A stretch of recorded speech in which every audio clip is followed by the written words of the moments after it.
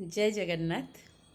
आम ए सभ्य समाज रे बेले बेले आज्ञा गजब प्रश्न माने आसे आ तार उत्तरटा शुणिकी बहुत ताने अजीब लगे।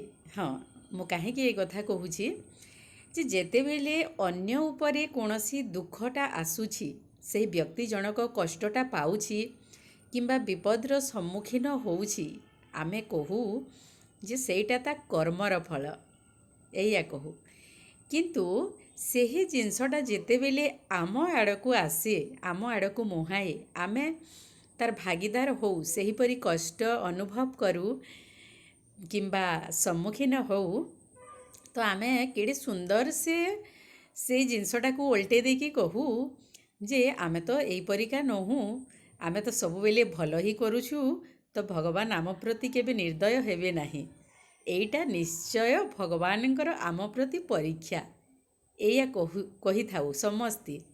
हाँ आज्ञा तो मु कही रखिबी जे अन्य को दोषारोप दबा अपेक्षा आमे आम निज कर्म को सब बेले सलखई कि आगु चलिबा तार भल मंदर विचार से ऊपर वाला ही करिवे। आमे जी जो प्रकार कर्म करिबा सेही प्रकार फल निश्चित भोगिबा ही भोगिबा।